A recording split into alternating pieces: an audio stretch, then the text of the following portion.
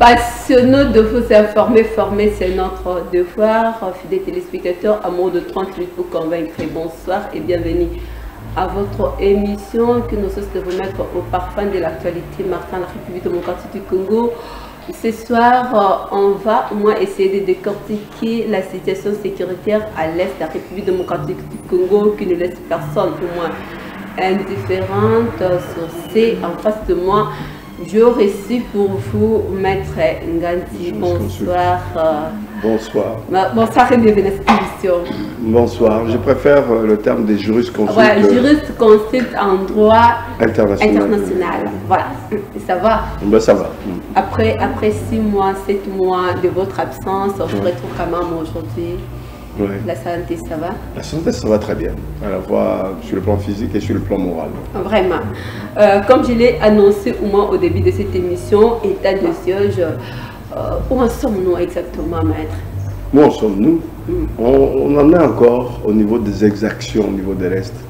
Et ce n'est pas au nombre de morts qu'il y a, mais au fait que un pan entier de notre territoire est occupé, soit au niveau des chefferies, que ce soit au niveau des territoires.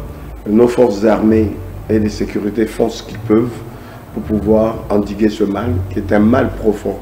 On les sous-estimait, on pensait que c'était superficiel, mais finalement c'est profond. Ça nécessite de temps, ça nécessite de moyens, ça nécessite de soutien. Voilà où nous en sommes. Moi, je ne peux pas dire plus ou moins, c'est-à-dire savoir si c'est positif, si on avance ou si on recule. Je ne peux pas le dire, puisque pour le moment, au niveau des statistiques, les résultats que nous avons, qu'on peut ou qu'on veut nous donner, ne sont pas rassurants, ça c'est sûr. Mais les enquêteurs quand même donné déjà l'effectif, plus de 7500 personnes ont été tuées au moins à l'âge de 2008 à 2021. Moi je dis qu'il y a un problème, nous avons un problème puisque n'importe qui, quelle que soit son intelligence, son niveau d'intelligence, aurait pu prendre des décisions. Je souhaiterais dans les semaines et mois qui viennent que le président de la République puisse, avec l'appui des députés, prendre des mesures draconiennes. À savoir, quand on a une équipe qui ne fait que perdre, etc., qui ne donne pas des résultats escomptés, et au moment où on attend ces résultats-là, il faut restructurer. Il faut restructurer quoi? Il faut restructurer les services de sécurité, puisque je crois que c'est la base de tout, puisqu'on a besoin de l'information. C'est l'information qui fait ou qui fera que nos forces puissent aller dans le sens d'endiguer, de réduire ou de supprimer complètement le mal qui ronge l'Est. Non seulement le service d'information, de sécurité, c'est-à-dire d'espionnage, mais aussi les services de police et de l'armée. Je pense qu'il est temps de pouvoir restructurer, nommer de nouvelles personnes avec de nouvelles ambitions pour qu'on arrive au résultat. Et ça fait mal de savoir qu'on n'a pas assez de forces à l'Est pour pouvoir combattre l'ennemi, mais quand on regarde le nombre des uniformes qui sillonnent la ville de Kinshasa ou les autres grandes villes du Congo, on se pose des questions. À quoi bon d'avoir l'armée, avoir un pan d'armée qui est là, affairé, à aller de gauche à droite, soit à pied quand ils sont des soldats simples, les 43 comme on les appelle, ou alors dans les jeeps avec les généraux, les colonels, etc. On a besoin de renforcer l'Est et de faire en sorte ceux qui étaient là il y a 3 ans, il y a 5 ans, il y a 10 ans, qui viennent un peu prendre un peu d'air et se reposer. Et le fait de décréter au moins l'état de siège à l'Est, c'était vraiment urgent au moins pour notre pays. Ce n'est pas une question d'urgence, pour moi c'était une nécessité. On l'aurait fait il y a 5-10 ans, ça aurait été mieux. Mais il n'est jamais trop tard pour bien faire. Je pense que l'état d'urgence c'est beaucoup plus une nécessité qu'autre chose. Et sans état d'urgence, on fait quoi? On met quoi à la place? Parce que je vois beaucoup de gens dire qu'il ne fallait pas aller vite en besogne, il ne fallait pas décréter l'état d'urgence. Mais à la place, il fallait faire quoi? Les gens qui le disent, ils ont proposé quoi avant ou maintenant? Qu'est-ce qu'ils proposent?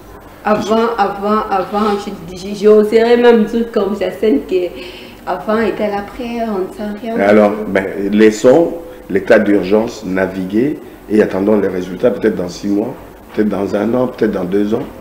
Mais vous savez qu'il y a un pays en Afrique, l'Algérie en l'occurrence, qui a eu un état d'urgence qui a duré plusieurs décennies. Je ne souhaite pas que ce soit le cas ici. Et je souhaite que d'ici à mi-2022, qu'on ait déjà des résultats probants. Mais pour moi, pour qu'on y arrive, il y a des préalables. Parmi ces préalables, c'est restructurer l'armée, la police et les services de sécurité. Donc, si le président de l'Assemblée nationale avait dit qu'il y avait quelques politiques, que ce soit des députés ou autres, qui étaient plus ou moins impliqués, c'est qu'il n'y avait pas de feu sans fumée. S'il y a eu de fumée, c'est-à-dire les dires du président de l'Assemblée nationale, il faut qu'il aille jusqu'au bout de cette logique-là, de cette information, et regarder les gens, les autorités qui mettent le feu au niveau de l'Est, ou du moins qui entretiennent les difficultés que nous avons aujourd'hui au niveau de l'Est. Je pense qu'il faut que les choses soient très claires. Mais pour nous, en tant que citoyens, ce n'est pas clair, puisqu'on dit une chose aujourd'hui et demain, on ne fait rien. Donc la République n'est pas gérée. L'État n'existe pas. Comment est-ce qu'à l'intérieur même de notre pays, il y a des coins bien définis que l'État ne contrôle pas? Ce n'est même pas un problème de l'armée. Dans la situation de l'Est, ça aurait été plutôt les services de l'information, de sécurité et la police qui aurait pu mettre fin à ces exactions, à ces difficultés que nous connaissons. Si l'armée vient, mais l'armée en face n'est pas outillée, puisque ces gens-là organisent leurs attaques sous forme de guérilla. Nos forces armées ne sont pas outillées pour organiser en conséquence. Ça pose un problème. De toutes les façons, ici sur les réseaux sociaux, on est sous un moyen d'apprendre sur l'une des sources de ces informations. Et lorsque le M23 essaie un peu de dire qu'ils ne sont pas moins concernés à ce qui concerne la situation à l'Est des Républiques démocratiques du Congo, quelle est votre analyse lecture par rapport à leur discours? Non, mais il n'y a pas à analyser, il n'y a pas d'analyse, puisqu'ils disent que ce n'est pas eux.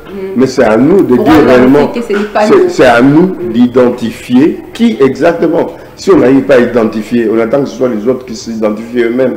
Ça pose encore un problème beaucoup plus grave. Pour dire que ce pays n'est pas géré au niveau de l'information, ou mal géré au niveau de l'information, mal géré au niveau des agents qui sont à même, qui sont là pour pouvoir défendre les intérêts de cet État au travers de la sécurité des citoyens au quotidien, matin, midi, soir. Ça pose un problème. Il n'y a pas à analyser. L'analyse que moi je peux dire, c'est qu'il y a un problème. Il faut restructurer l'État à travers et au travers de son administration.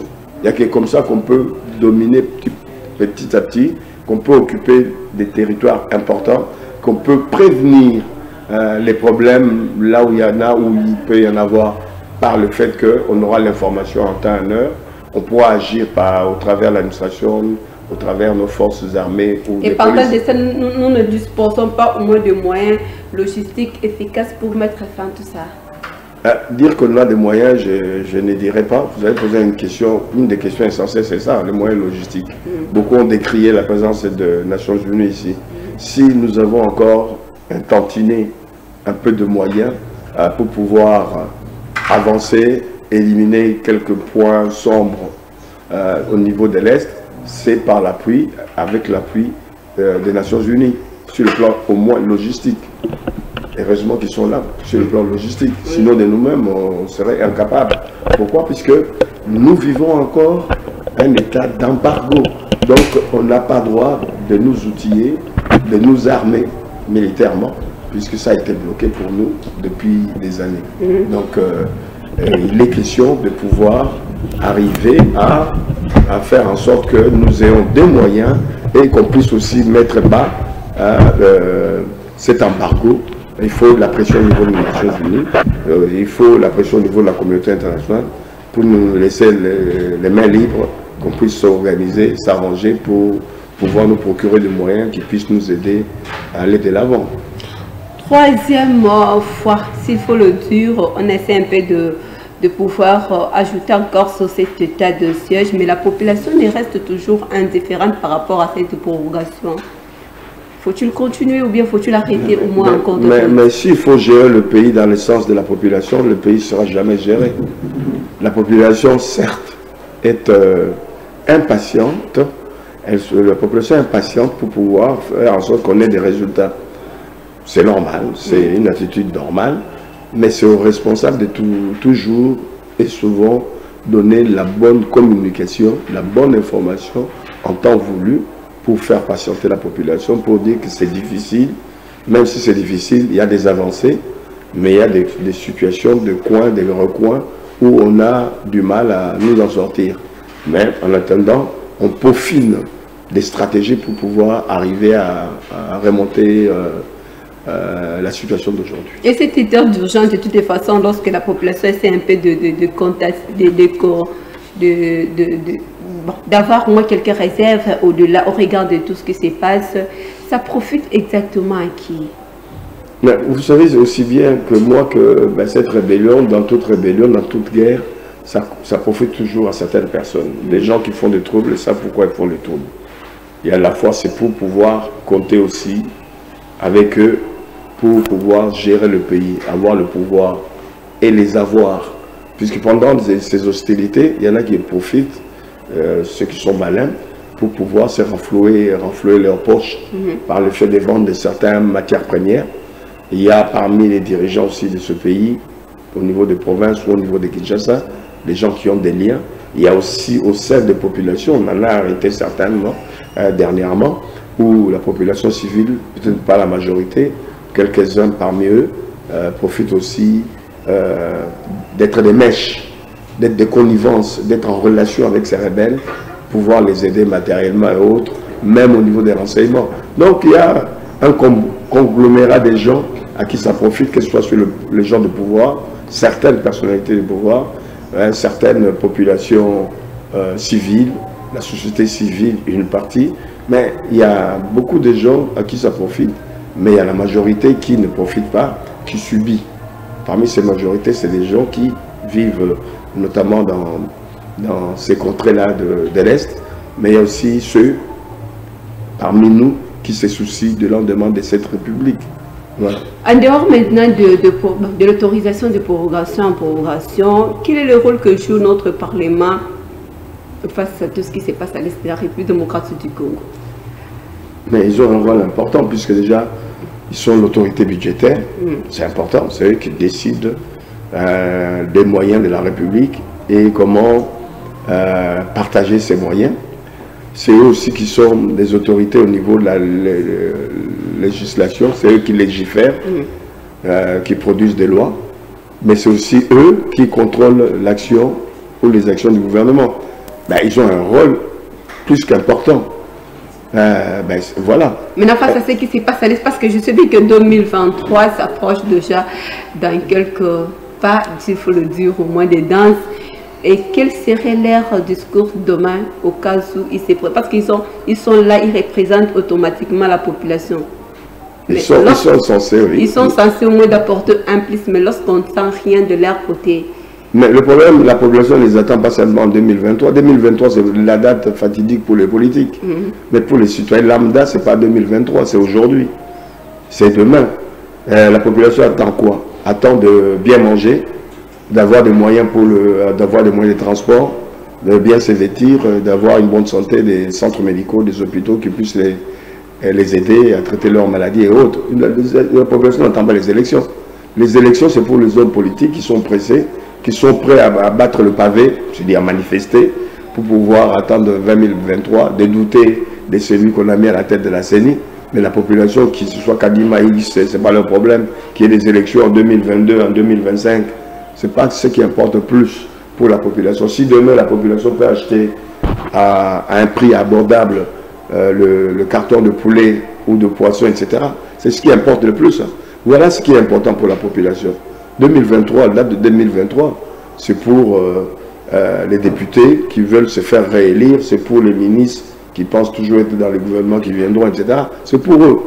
La population, je vous dis, si on leur demande la date, c'est aujourd'hui. C'est la semaine prochaine, c'est etc.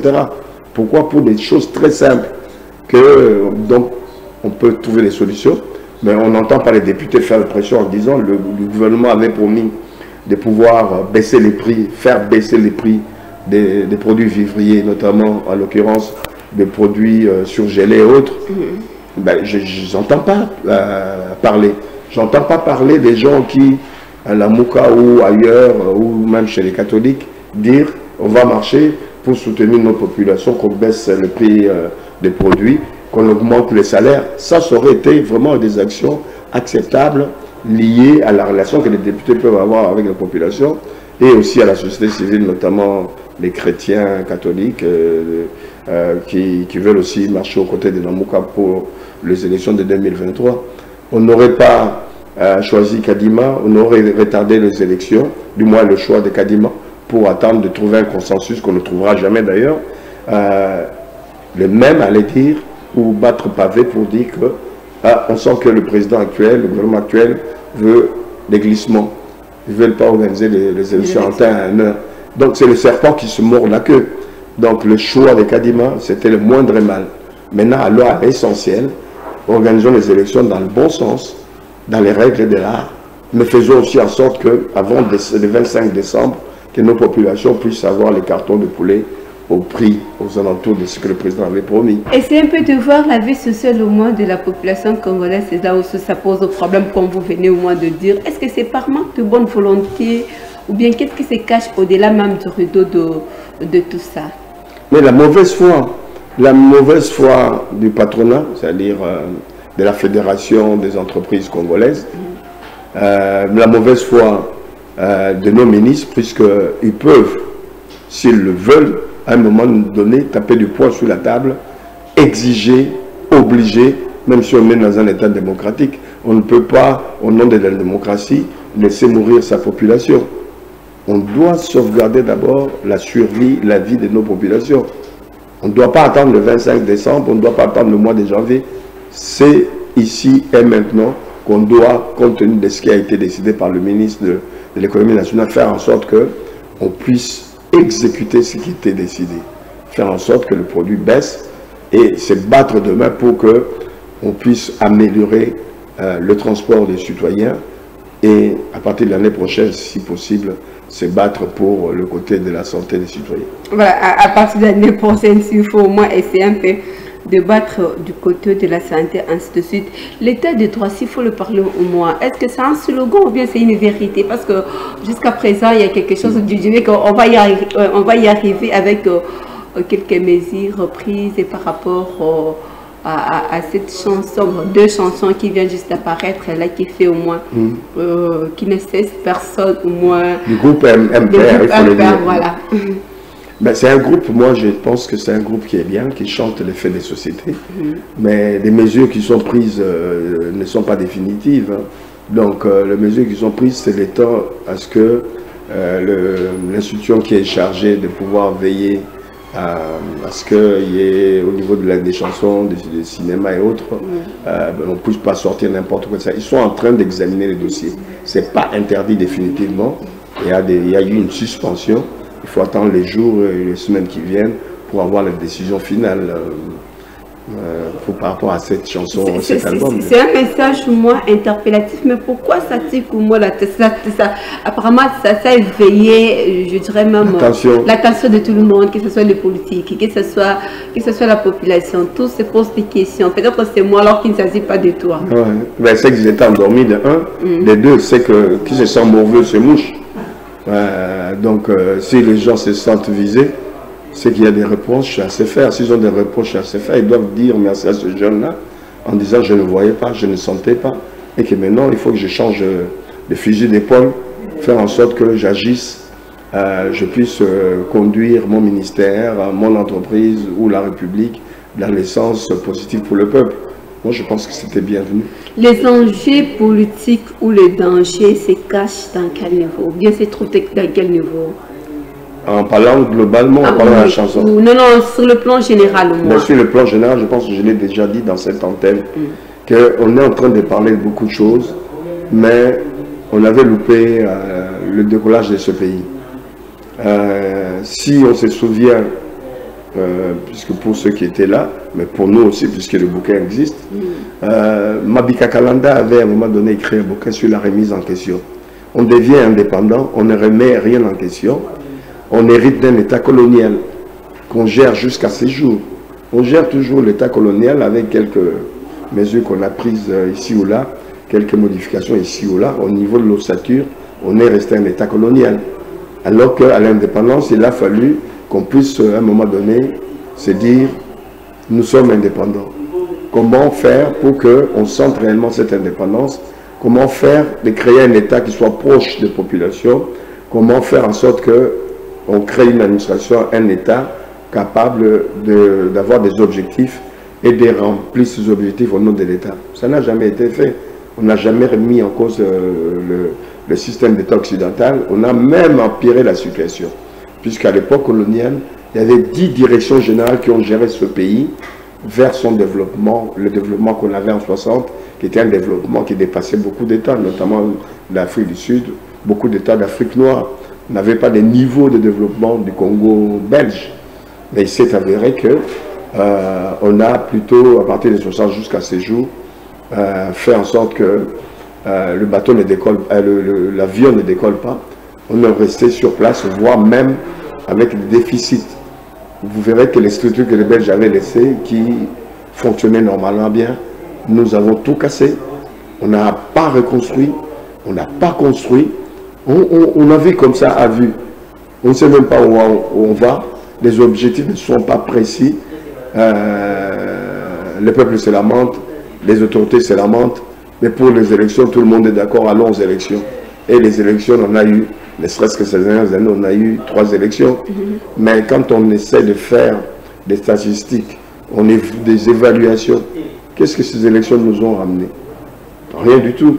Ils ont aidé les hommes politiques à avoir le pouvoir et les avoirs de l'État. Ils ont fait que la population sombre dans la misère, plus qu'hier, plus qu'avant-hier. C'est ça le comble. Il faut à un moment donné qu'on décide, à un moment donné, on n'a pas besoin de 60 ministres. On a besoin d'une administration compacte, avec un nombre de ministères réduit et des moyens qu'on donne à ces ministères pour pouvoir investir pour la société. C'est ce qu'on veut. On ne veut pas contenter des amis, les copains, les frères, les sœurs pour grossir le nombre des ministères. Là, pour quel résultat? Si on demande au président de la République aujourd'hui, sur les 60 ministres, pour vous, combien de ministres ont fonctionné normalement? Combien de ministres sont rapportés à l'État? Combien de ministres sont rapportés à la société? Je ne sais pas si on arrivera à 10 ministres ou ministères. Pourquoi? Puisqu'au nombre de ministres, ces ministres ou ces ministères n'ont pas de moyens. Ils ont les moyens simplement de fonctionnement. Dans leur domaine, ils sont incapables d'investir. Par exemple, la culture, qui pour moi est un ministère important, plus qu'important comme l'éducation, qui pouvait être un ministère non seulement pour pouvoir sauvegarder la base de notre culture, nous-mêmes, c'est notre être, mais qui devait être aussi un ministère économique. Puisque je prends l'exemple de la France. La France, dans son budget, dépense 13% de son budget pour la culture. En retour, la culture rapporte plus de 30%. Notre culture pouvait rapporter de l'argent à l'État par la sculpture, par la peinture. La peinture, en passant, il y a un Chéri Samba qui n'a même pas fait l'école d'art, mais qui des fois gagne par ses tableaux des millions de dollars, par la musique, par le théâtre, etc. Dans tous ces domaines-là, le Congo est mieux coté en Afrique et voire même dans le monde. Mais on n'a pas de structures pour pouvoir encadrer et accompagner tous nos artistes. On nomme des ministres. C'est vrai pour certains d'entre eux, ils ont des objectifs pour arriver. Ils arrivent avec quel budget? Point d'interrogation. Ils peuvent aller nulle part. Donc ça ne sert à rien d'avoir trop de ministères. De toute façon, je ne sais pas, c'est juste une pensée de votre côté. Je ne sais pas comment vous allez analyser cela. Croyez-vous que le fait de mettre fin aux voix électoraux aidera au moins la République démocratique du Congo de pouvoir décolosser? Mettre fin aux élections? Aux élections. Ah non, on a choisi un système, il faut aller jusqu'au bout. On a choisi un système démocratique qui passe, entre autres, puisque ce n'est pas les élections qui font la démocratie, ça participe à la démocratie. On est dans le système, il faut le faire, il faut y aller, mais que les élections ne puissent pas récupérer tout le budget de l'État, puisqu'on voit ce que ça donne comme résultat. Moi, je souhaiterais d'ailleurs même que d'ici les prochaines élections, que ce ne soit pas organisé par la CENI, que ce soit organisé par le ministère de l'Intérieur, en organisant une petite structure au niveau du ministère de l'Intérieur qui gère les élections. Puisque on me dira, ah non, les élections, ça va profiter aux gens qui sont dans le gouvernement, au gouvernement qui a le pouvoir. Mais la CENI, on dit la même chanson. pour pas qu'il y ait une chanson qui nous coûte cher, prenons une chanson qui va nous coûter moins cher, le ministère de l'Intérieur. La CENI, tout le monde remet en cause, tout le monde veut que ce soit apolitique, alors que la CENI est aussi politique dans le sens où il est là, l'instrument de la politique du pays, du gouvernement, puisque c'est le gouvernement qui finance. Et si on remettait au moins la cause au ministère de l'Intérieur, on n'aura pas aussi à avoir de tensions, il y aura toujours, ainsi de suite. Il y aura toujours des tensions. Moi, j'ai dit, les élections ne doivent pas se passer à la présidence de la CENI, tout comme demain, ne doivent pas se passer au niveau du ministère de l'Intérieur. Les élections se passent dans la conscience de chacun de nous, de celui qui vient voter et de celui qui surveille les élections dans le bureau de vote, celui qui fait le dépouillement, celui qui signe ou contre-signe le PV. On a besoin de conscience des uns et des autres, quel que soit le parti dans lequel tu es. Si on est dans un bureau de vote, moi je représente, admettons, le groupe Ensemble, vous représentez le groupe La Mouka. Mais si je compte des bulletins de vote, je pense que l'Ensemble a eu plus de voix, ou moins de voix que La Mouka. En tant que citoyen conscient, je suis d'Ensemble, ce qui n'est pas vrai, hein, c'est un exemple que je donne, puisque pour ne pas que les gens m'identifient, hein, je suis voilà, je vous en prie. Mais donc, je dirais, dommage, mon groupe a perdu, l'autre a gagné, on tâchera de faire mieux prochainement. C'est d'abord une question de conscience, ce n'est pas une question d'appartenance politique, ce n'est pas une question d'être politique ou apolitique, c'est pas ça, c'est un problème de conscience. S'il n'y a pas la conscience, on ne peut rien faire. Voilà, s'il n'y a pas la conscience, on ne peut rien faire. Petit à petit, nous tendons vers la fin de cette émission. Aujourd'hui, s'il faut au moins rester là avec le dossier CENI, je sais que du côté de père spirituel, il faut le dire, de chef de confession religieuse, il y a encore ceux-là qui doutent même de la présence de Denis Kadima à la tête de la CENI. Où irons-nous si ce genre de contestation continue, essaie un peu d'avancer, de continuer toujours du jour au lendemain? Moi, je dirais que pour nous, citoyens congolais, le dernier rempart, c'était les confessions religieuses. Mais si les confessions religieuses n'ont pas bonne foi, si les confessions religieuses nous montrent ou démontrent qu'ils sont des citoyens comme les autres, ce qui est vrai, qui disent qu'il faut que la CENI devienne apolitique et que dans leur comportement, on sent qu'ils ont des comportements politiques, c'est là où le bas blesse. C'est gênant. Ils ont mis en place une charte qui dit qu'il faut qu'on obtienne un consensus sur le choix de la personne qui doit gérer la CENI. En cas de non-consensus, il faut passer au vote. Et c'est la voix majoritaire, le vote majoritaire qui passera. Le choix de vote majoritaire, c'est ça, le choix de tout le monde. Ben, ils n'ont pas pu parvenir au consensus. Mais ils sont passés au niveau de vote.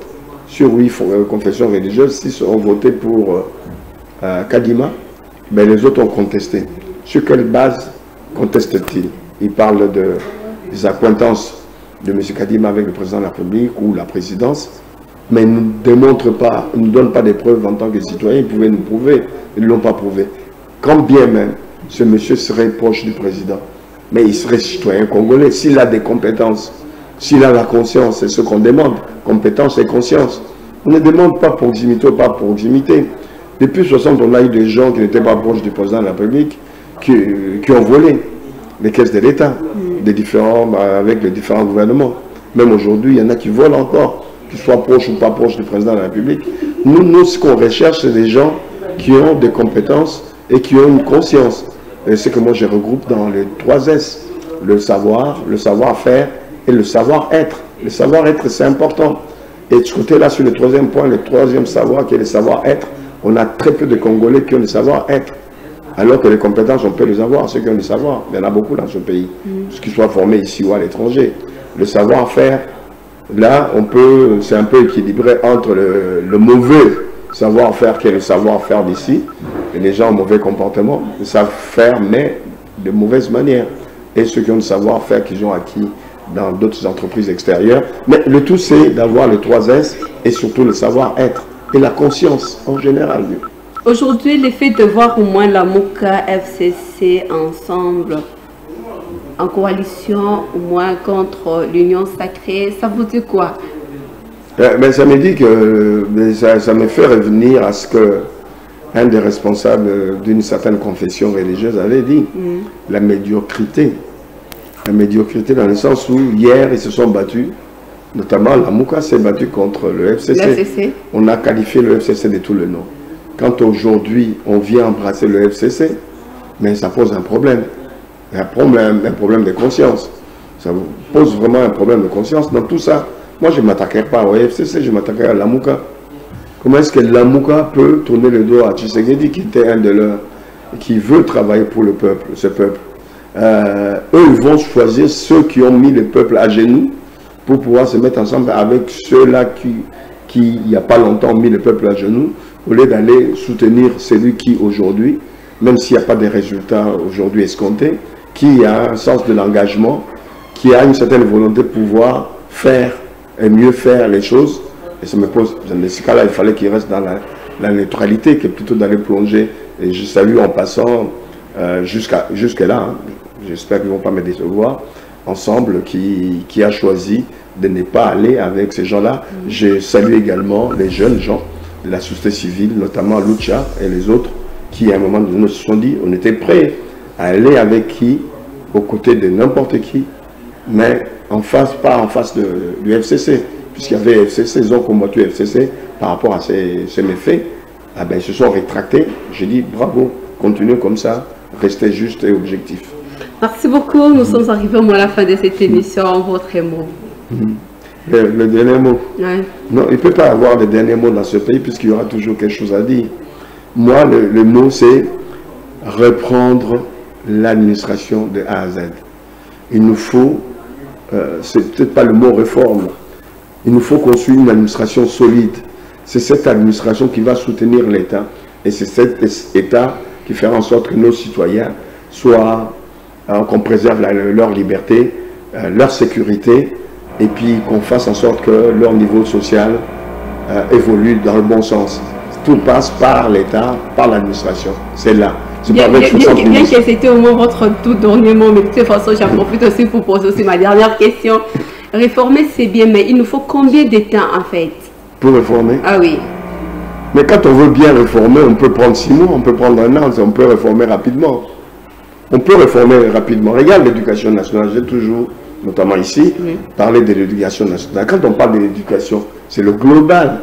Que j'entends l'éducation nationale a commencé par l'école maternelle jusqu'à l'université. Je ne vois pas pourquoi on peut avoir 3 ou 4 ministères de l'éducation nationale. Moi, je dis plutôt qu'il faut qu'il y ait un bon ministre, un grand ministre, quelqu'un de compétent, qui a le savoir, le savoir-faire et le savoir-être, qui dirige un grand ministère d'État de l'éducation nationale, auquel il faut adjoindre la jeunesse et le sport. Puisque l'éducation, ce n'est pas simplement l'éducation classique, scolastique, mais c'est aussi l'éducation physique et sportive. On a des grands sportifs ici qu'on néglige puisqu'il n'y a pas une politique de jeunesse, puisqu'il n'y a pas une politique de sport. Le sport doit commencer à l'école, pas dans le quartier. Il doit commencer à l'école, se poursuivre dans les quartiers ou vice-versa. Il faut des moyens pour l'éducation nationale, il faut des moyens pour la santé et les affaires sociales ensemble. Le ministère du Travail, on peut le mettre ensemble avec la fonction publique. Vous verrez qu'au lieu d'avoir une soixantaine de ministères, on aura tout au plus autour de 25. On met les moyens, vous verrez que ces ministères, ils auront les moyens pour pouvoir mettre en place des politiques du gouvernement. Merci beaucoup d'être là ce soir. Merci. Nous sommes arrivés à la fin de cette émission. Nous vous disons merci de nous avoir suivis. Merci à la grande équipe technique. Suivez la rediffusion de cette émission le dimanche à 19h. Bonne suite de programme sur nos antennes. Au revoir.